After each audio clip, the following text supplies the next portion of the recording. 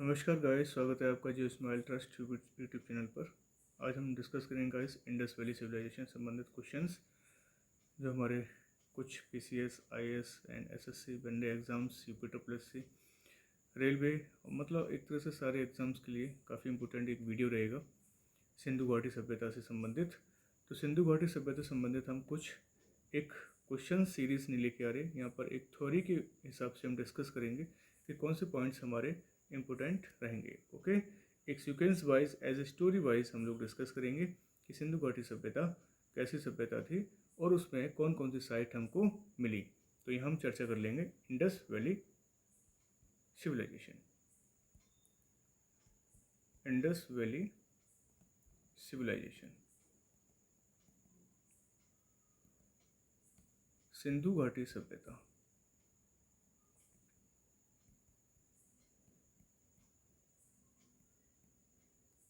कहते हैं दुनिया की सबसे सुव्यवस्थित वेल मेंटेन सभ्यता थी ये। ठीक है, दुनिया की सबसे अच्छी, ये मैं एक मैप बना देता हूँ कैसे यहाँ पे हम तरीके से डिस्कस कर लेंगे।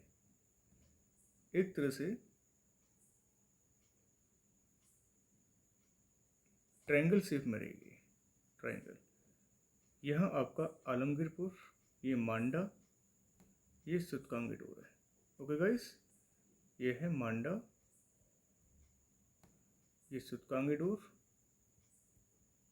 सुतकांगीडोर, ये आलमगीरपुर, आलमगीरपुर। ओके, मांडा, सुतकांगीडोर और आलमगीर। यहीं पर एक दैमाबाद है, दैमाबाद, जो महाराष्ट्र में पड़ता है गाइस। ओके, ये उत्तर प्रदेश में पड़ेगा, उत्तर प्रदेश। ये जम्मू एंड कश्मीर। कई सारे पॉइंट पूछे जाते हैं, याद रखना ये सारी चीज़ें। ये पाकिस्तान इलाके में चला जाएगा, पहले भारत में था लेकिन अब पाकिस्तान कहेंगे हम लोग। तो सिंधु घाटी सभ्यता का एक छोटा सा एक मैप है ये। ठीक है, एक तरह से कह सकते हैं इसका शुरुआती 12,99,000 किलोमीटर स्क्वायर एरिया था इसका। ओके, ये एरिया है, शुरुआती एरिया, जब इसकी डिस्कवरी टॉप लेवल पर पहुंच गई थी। अब देखा जाए डिस्कवरी आज की डेट में हो रही है तो लगभग कितना एरिया हो गया गाइस? 16 lakh square kilometre. ठीक है, 16 लाख किलोमीटर स्क्वायर। ये क्या है? करंट। वर्तमान में इतना एरिया हो चुका है क्योंकि आज भी हमारी डिस्कवरी इन्वेंशन चल रहे हैं। आर्कियोलॉजी सर्वे ऑफ इंडिया जो डिपार्टमेंट बनाया था कर्जन ने 1904 में। ओके, तो अभी हम और डिस्कस करेंगे, काफ़ी सारी चीज़ें करेंगे। सिंधु घाटी सभ्यता एक इम्पोर्टेंट टॉपिक है, मैंने ये लिया है बीच से। ठीक है, वैसे मुझे लोअर पैलियोलिथिक से लेकर मेसोलिथ, नियोलिथिक डिस्कस करना था, लेकिन कोई नहीं, हम सिंधु घाटी सभ्यता मेंशन कर लेते हैं पहले। ठीक है, एक सीक्वेंस वाइज में हम लोग डिस्कस करेंगे। समझिए कि हम लोग एक पास्ट की दुनिया में जी रहे हैं। इतिहास समझ लिया तो फिर आप प्रेजेंट और फ्यूचर को भी देख के चलेंगे गाइस। इसलिए कोशिश किया करें हिस्ट्री को समझने की। हिस्ट्री क्या है? एक रट्टाफिकेशन सब्जेक्ट नहीं है। जितना आप अपने आप को अवेयर रखेंगे, आप यूँ समझिए हम पहले क्या थे, आज हम ये कैसे हो गए, ऐसे समझोगे तो आपकी पढ़ाई होती रहेगी। सब्जेक्ट वाइज थोड़ा डिस्टर्बेंस ज़्यादा होगा, मैं मानता हूँ होता है डिस्टर्बेंस, लेकिन पहले आप ये सोचिए हम पहले क्या थे, अब क्या हो गए, तो आपको अच्छा लगेगा, समझना भी अच्छा लगेगा। ठीक है, तो बस अपने आप को समझो कि हम सिंधु घाटी सभ्यता में जी रहे हैं इस समय। ओके, तो ये कैसी थी? हमारी वेल मेंटेन थी। पूछी जाती गाइस कैसी थी? वेल मेंटेन्ड, सुव्यवस्थित, सुव्यवस्थित, हिंदी में भी लिख रहा हूँ मैं, सुव्यवस्थित थी। दुनिया की सबसे पहली सभ्यता सुव्यवस्थित ये थी। याद रखना, पुरानी सभ्यता की बात करें तो मैं यहाँ पुरानी लिख देता हूँ नोट करके, आप इसको मत लिख देना। पुरानी जो सिविलाइजेशन है वो है आपकी मेसोपोटामिया गाइस, मेसोपोटामिया। ओके, ये पुरानी सभ्यता थी और आज इसको कहते हैं इराक, इराक की सभ्यता। तो पूछी जाती है कंटेम्प्रेरी कौन सी सभ्यता थी, तो इराक की सभ्यता। आज एक इराक है जहाँ पर एक्टिव है ISIS, एक आतंकवादी संगठन, उसका हेडक्वार्टर इराक में ही है गाइस। ओके, तो मेसोपोटामिया ओल्डेस्ट सिविलाइजेशन, ठीक है, लेकिन वेल मेंटेन कौन सी है, सबसे अच्छी, वो है सिंधु घाटी सभ्यता। इसका एरिया हमने वहाँ मेंशन कर दिया गाइस, ठीक है। सिंधु घाटी सभ्यता का जो शब्द दिया वो रफ़ीक अहमद ने दिया था, मैं बता देता हूँ, ठीक है, हिंदी में भी लिख देता हूँ। सिंधु घाटी सभ्यता का शब्द रफ़ीक अहमद ने दिया। रफ़ीक अहमद एक इतिहासकार, इन्होंने दिया। और सिंधु सभ्यता जॉन मार्शल ने, ठीक है। इंग्लिश में टफ नहीं है। इंडस वैली सिविलाइजेशन जो वर्ड गिवन किया है वो given by Rafiq Ahmed. And Indus civilisation, सिंधु सभ्यता वर्ड जॉन मार्शल का। इस कौन, जॉन मार्शल। ये भी ब्रिटिश के क्या थे, इतिहासकार थे, ये भी हिस्टोरियन थे, हिस्टोरियन, कहाँ के, ब्रिटेन के थे। तो जॉन मार्शल ने सिंधु सभ्यता नाम दिया था, ठीक है, नाम दिया। ये इसके जनक कहते हैं सिंधु सभ्यता के, फाउंडर भी कहते हैं हम लोग, फाउंडर भी कहते हैं इनको, फादर भी कहते हैं जॉन मार्शल को, ठीक है। उन्हें बहुत सारे इवेंट हुआ था, देखा जाए रेलवे ट्रैक बिछाते समय, मैं यहाँ बता देता हूँ। पहले क्या होता, इससे पहले की बात है, रेलवे ट्रैक बिछाया जा रहा था, रेलवे ट्रैक, और ब्रिटिश का टाइम चल रहा था, रेलवे ट्रैक तो बिछेगा ही, है ना, इन्होंने रेलवे ट्रैक बिछाया था। तो रेलवे ट्रैक बिछ रहा था 1826 में, ओके, सिंध में, सिंध की तरफ मूवमेंट चल रहा था। तो 1826 में जब ये सारे काम हो रहे थे तो यहाँ एक चार्ल्स मेल्सन थे, किनके नेतृत्व में काम चल रहा था, चार्ल्स मेल्सन गाइस, ओके, चार्ल्स मेल्सन के नेतृत्व में यहाँ वर्क चल रहा था रेलवे ट्रैक बिछाने का। यहाँ की लेबर ने कहा सर यहाँ से कुछ ब्रिक्स निकल रही हैं, ब्रिक्स मतलब ईंटें निकल रही हैं। तो इन्होंने कुछ ध्यान नहीं दिया, इन्होंने, चार्ल्स मेल्सन ने। वैसे क्वेश्चन तो बन जाता है कि फर्स्ट सीन पहली बार किसने देखा, तो आप बताएंगे चार्ल्स मेल्सन ने देखा, वो भी कब देखा, 1826 में देखा। ये क्वेश्चन तो यहीं खत्म हो जाता है, क्योंकि इन्होंने फोकस नहीं किया, इन्होंने कहा ईंटें जहाँ से निकल रही हैं आप फोकस बस ईंटें निकालने पे कीजिए, ये मत देखो कहाँ से निकल रही है, हमें तो ईंटें मिल रही हैं, ट्रैक बिछाने का काम करते हैं, फटाफट करते हैं, ठीक है, हम यहाँ से चलते हैं काम करके। इन्होंने फोकस नहीं किया गाइस। ये देखा जाता है कि सबसे पहले किसने देखा, सिर्फ इन्होंने देखा सिर्फ, डिस्कवरी नहीं की। उसके बाद जो डिस्कवरी होती है सिंधु घाटी सभ्यता की गाइस, वो सिंधु घाटी की, है ना, सिंधु सभ्यता की जो खोज हो जाती है, अभी मैंने बताया जॉन मार्शल ने की थी, वो की थी 1921 में, और वो भी जॉन मार्शल के द्वारा। एक दिया मैंने ऊपर पॉइंट, लिख लेना आप, ईयर यहाँ पर 1921 है। तो सिंधु सभ्यता की खोज कर ली आपकी जॉन मार्शल ने 1921 में गाइस, पॉइंट है, ठीक है।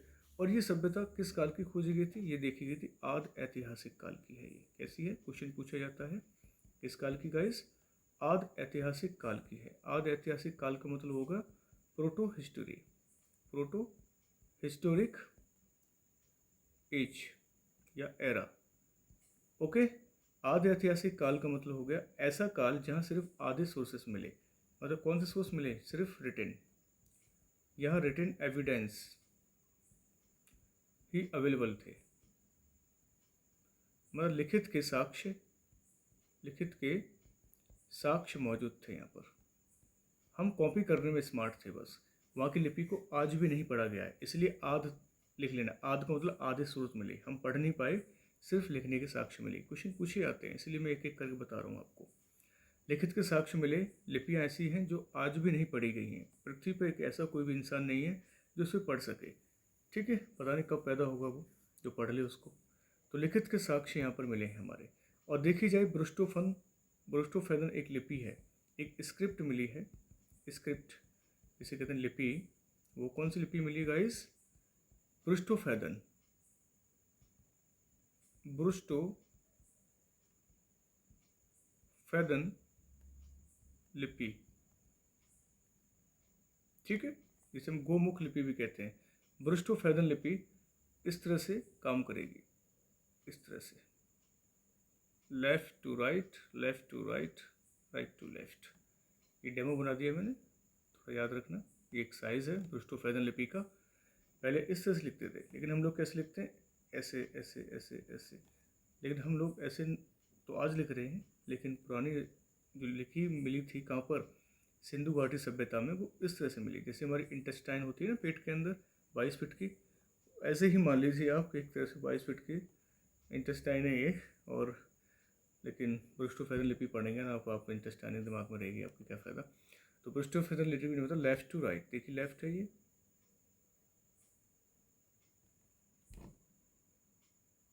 लेफ्ट टू राइट तो हम गाइस लिखते हैं, सॉरी ये राइट टू लेफ्ट है, राइट टू लेफ्ट, फिर लेफ्ट से राइट, ठीक है, right to left, sorry right to left, इस तरह से, ठीक है, right to left, right to left, फिर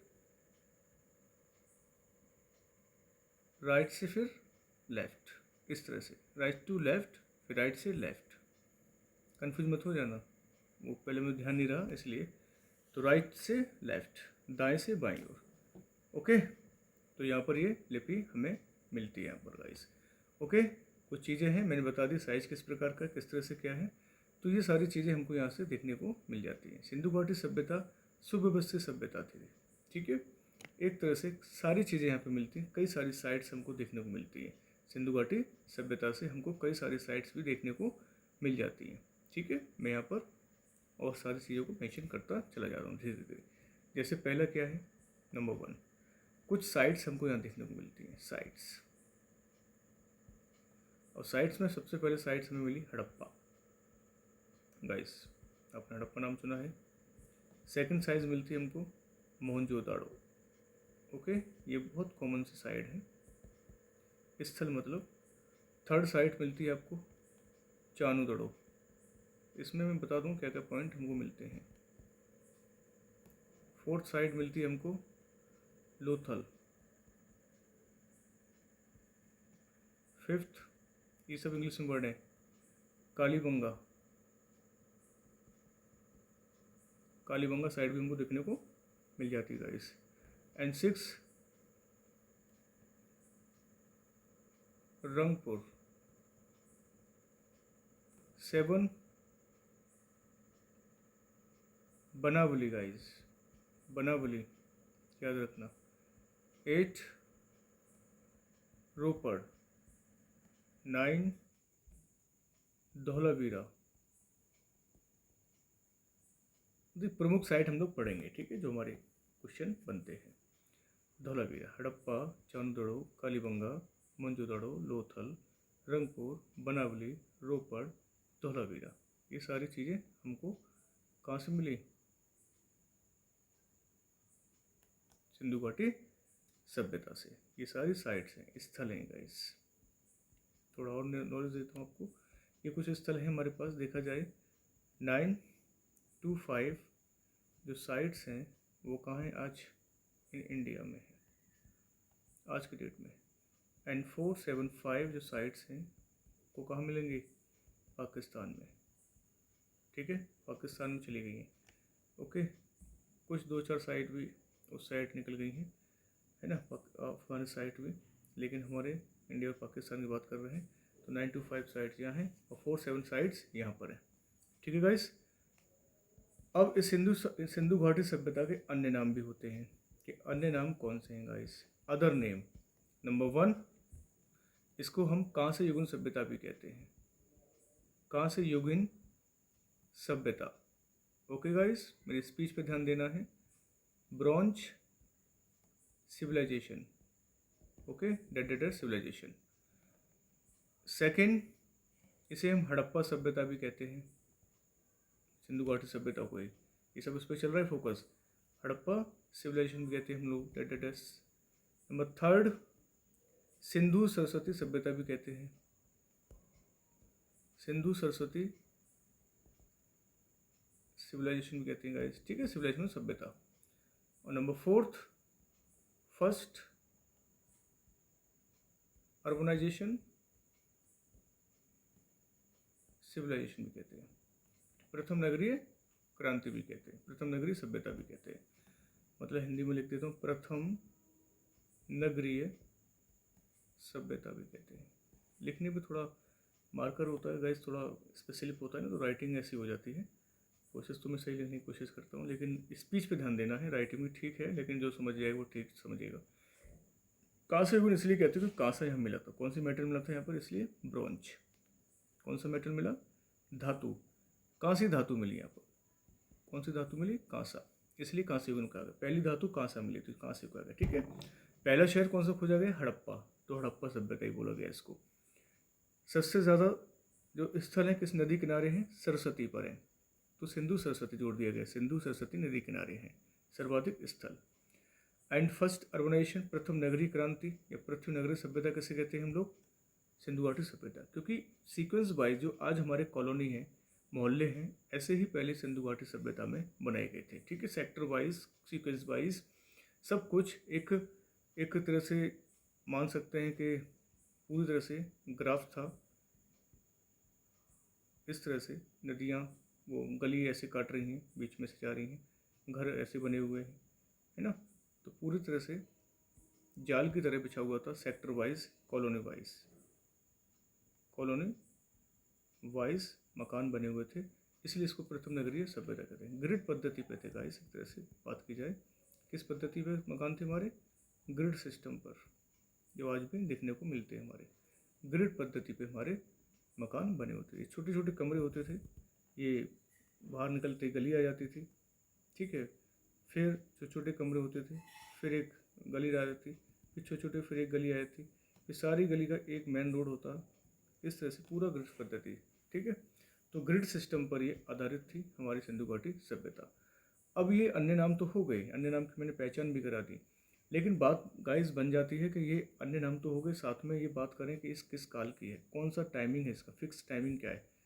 तो टाइमिंग का भी काफ़ी सारा हमारे पास कुछ एविडेंस कुछ हैं, 2-3 टाइप के, वो हम यहाँ लिखेंगे। टाइमिंग क्या, फिक्स टाइमिंग क्या रहता है, टेन्योर क्या रहता है इसका। तो 3250 से लेकर 2750 BC तक ये बात की थी जॉन मार्शल ने। जॉन मार्शल ने बताया था गाइस। ठीक है। जॉन मार्शल ने कहा 3250 से 2750 तक रहेगा।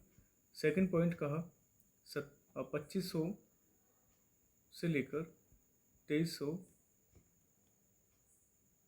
एक मिनट गाइस, 2500 लेकर 1750। ये एक तरह से ऑर्डनरी टाइम था, मतलब जनरल टाइम था, सामान्य समय था। थर्ड 2350 से लेकर 1750 ये वैलिड माना जाता है। जॉन मार्शल के अकॉर्डिंग पूछा जाए तो बता देंगे। ये है C14 के अकॉर्डिंग। C14 मतलब रेडियो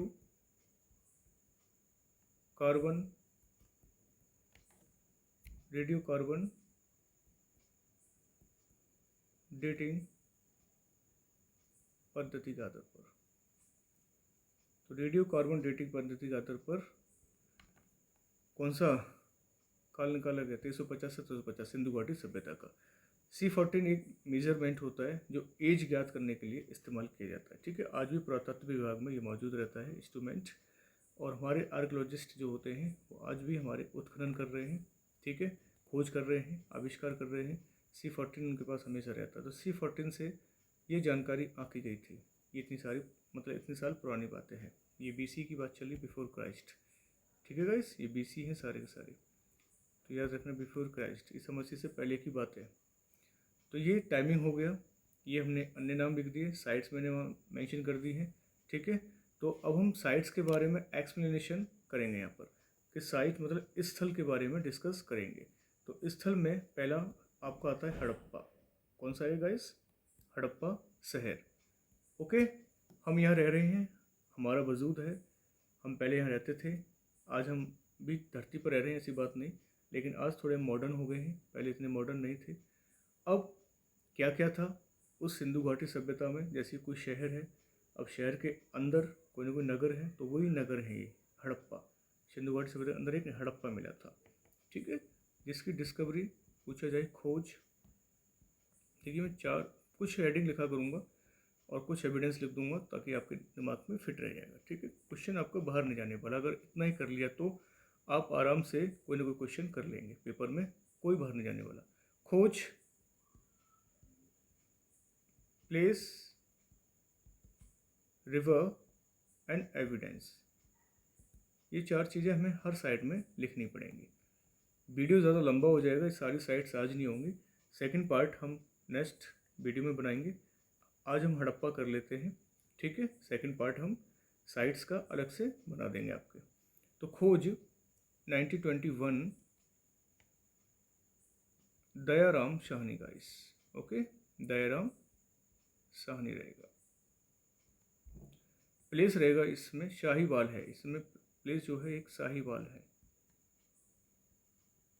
और पहले इसका नाम मांटगोमरी था, मैं दोनों लिख देता हूँ, मांटगोमरी। ठीक है, दयाराम साहनी के द्वारा खोजा गया 1921 में था। शाहीवाल मांटगोमरी पाकिस्तान में है। ये पूछा जाए कहाँ पर गाइस, पाकिस्तान में है। रिवर आपकी हड़प्पा रावी है, याद रखना है, रावी। और एविडेंस गाइस बहुत इंपॉर्टेंट रहता है कि कौन सा एविडेंस यहाँ से हमें हड़प्पा से मिलता है। पहला है गाइस लेबर हाउस मिलते हैं यहाँ से। लेबर हाउसेस मतलब मजदूर घर, श्रमिक आवास आज भी मिलते हैं, आज भी बनाए जाते हैं श्रमिक आवास, है ना। तो श्रमिक आवास पहले भी थे, क्यों? क्योंकि ईंटों से बने मकान भी थे, ईंट बनती थी। तो यहाँ पे ईंटों का अनुपात भी मिला है, ईंटों का अनुपात भी देखने को मिला है। ओके, कितना? 1:2:4। ईंटों का अनुपात देखने को मिलता है 1, 2 और 4। ठीक है, ईंटों का अनुपात है ये, bricks of ratio guys. Okay, bricks of ratio भी यहाँ से मिलता है। नंबर 3, कांसे की मूर्ति। ठीक है, कांसे की मूर्ति में ब्रॉन्ज आइडल भी हमको यहाँ से मिलती है, ब्रॉन्ज एक आइडल भी मिलती है। अब जैसे कि एक सब क्यों मिल रहा है? क्योंकि अभी दुनिया नष्ट हो जाए, हम तो जी रहे हैं। अब दुनिया नष्ट हो जाएगी, उसके बाद फिर दुनिया फिर रिन्यू हो जाएगी, रिनोवेंस हो जाएगा, जैसे कहते हैं, पुनर्जागरण कहते हैं। तो हम देखेंगे अरे यार यहाँ से ये मिला है, यहाँ से मार्कर मिला है, यहाँ से बोर्ड मिला है, यहाँ से टीवी मिला है। तो ऐसे ही ये दुनिया पहले नष्ट हो चुकी थी, फिर दोबारा ये पुनर्जागरण हुई इसके अंदर। तो हम यहाँ गए तो हमने देखा यहाँ से ईंटों का अनुपात मिला है, यहाँ तो आपस मिलते थे, यहाँ तो एक कांसे की मूर्ति थी। इस तरह से सोचा करो, ठीक है। ऐसा नहीं कि मैं रट्टा मार रहा हूँ, यहाँ पर रट्टा बता रहा हूँ आपको, थोड़ा सोचा करो, समझा करो। तो कांसे की मूर्ति हो जाएगा। नंबर 4 कैसे हो जाएगा? नंबर 4 जो पॉइंट आएगा उसमें रहेगा मिट्टी के बर्तन भी थे गाइस। मिट्टी के बर्तन भी हमको देखने को मिले, मिट्टी के बर्तन भी। लोग बहुत स्मार्ट थे यहाँ के लोग, तो सदियों सालों पुराने की बात है, सदियों पुरानी बात है, यानी हज़ारों लाखों वर्ष पहले दबी होगी। वो तो हम 1921 में पहुँच गए यहाँ पर, लाखों वर्ष पहले दबी हुई सभ्यता। यानी कितने शहर आज भी दबे होंगे जहाँ तक हम पहुँच ही नहीं पा रहे। इसलिए एक डिपार्टमेंट बना दिया गया है, पुरातत्व विभाग, मिनिस्ट्री ऑफ कल्चर में आता है।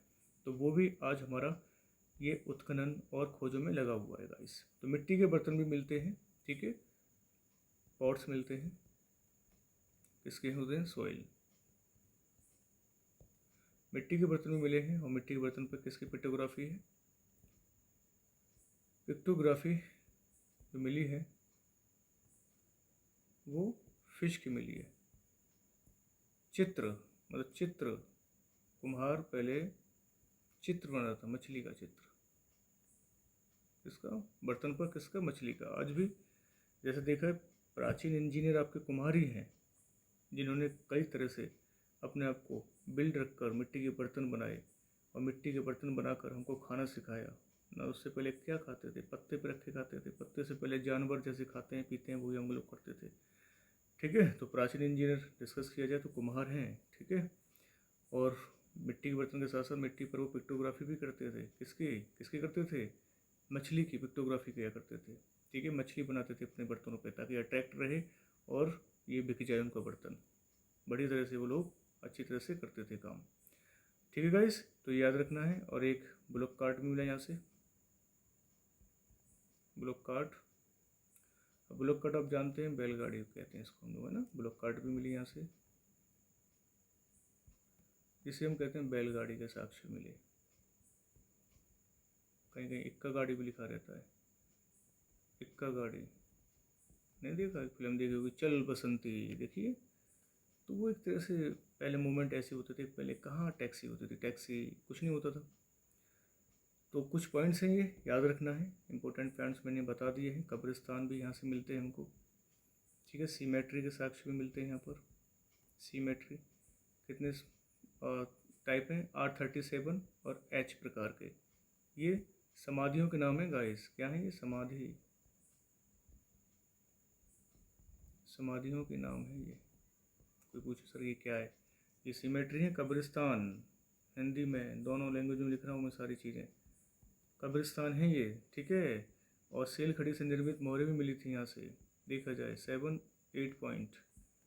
सेल खड़ी से निर्मित मोहरें भी मिलती हैं यहाँ से, सेल खड़ी से निर्मित मोहरें भी मिलती हैं, स्टाम्प मिलती हैं, ठीक है। स्टाम्प विद इससे निर्मित सेल खड़ी, एक चिकना पाउडर होता है उससे मिलकर तैयार होती हैं मोहरें, ठीक है। और कैसी मोहर होती थी, बेलनाकार, गोलनाकार, ये पूछे जाते हैं सारे पॉइंट, बेलनाकार, गोलाकार, ठीक है, वर्गाकार, इस तरह की मोहर हुआ करती थी गाइस। तो आज इतना ही बहुत है गाइस, ठीक है। हड़प्पा मतलब कोई भी साइड में पढ़ाऊंगा तो इस तरह से, जैसे मैंने हड़प्पा आज ख़त्म किया है, ठीक है। तो हड़प्पा में हम लोग इतने सारे पॉइंट पढ़ेंगे, डिस्कस करेंगे तरीके से, ठीक है। अब नेक्स्ट वीडियो में हम लोग अलग से लेके आएंगे मोहनजोदाड़ो, ठीक है।